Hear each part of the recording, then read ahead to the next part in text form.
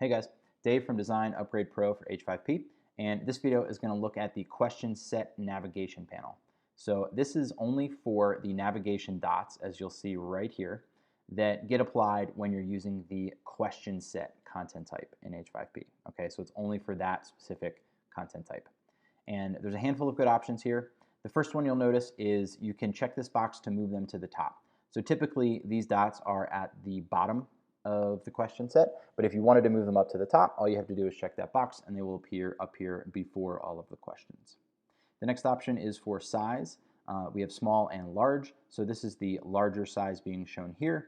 Just gives a larger clickable area and makes it a little better of a user experience than having the much smaller dots that are there by default. The next thing is dot style, so we've got solid and outline. After this I'll switch after I go through the rest of these options here, and I'll show you what outline looks like. But for now, let's just talk about solid. So we've got our container color, which is this light blue. As you'll see here, these final 5 dots are light blue because that's our container color. Then we have a hover color, also used for outline color. I'll show you what this means when we switch the dot style to outline. Right now, you can ignore this outline color. This is only if you're using the outline dot style. Since we're using solid, that doesn't matter. However, it will be the hover color for the solid dots. So as you'll see here, as I hover over them, they change to red, which is our hover color. And then the final 2 options are for current question and answered question. So this first question, so right now I am currently on the second question, and that's why this one's blue. This first one has already been answered, and that's why that one's green.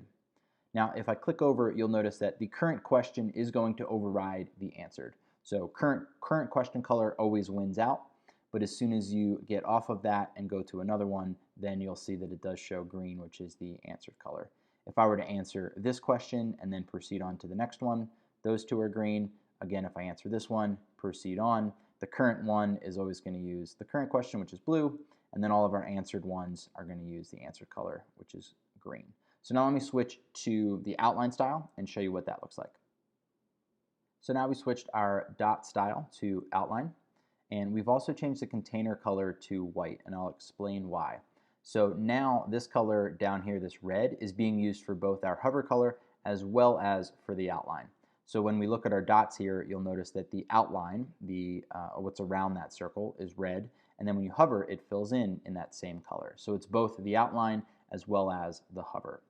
That's what happens when you change from a solid dot to an outline style dot.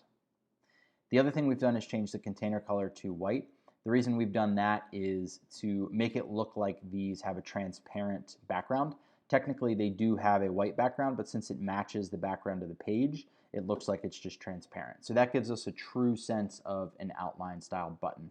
If we were to have left this as a light blue, the light blue color would still be inside of the dot. So you kind of have both options. You can make it look like a completely just outlined button with a hollow inside, or you can apply a different container color and have a background to the dot as well as an outline and do both. So it's really up to you what you want to do there. And those are the options for our question sets.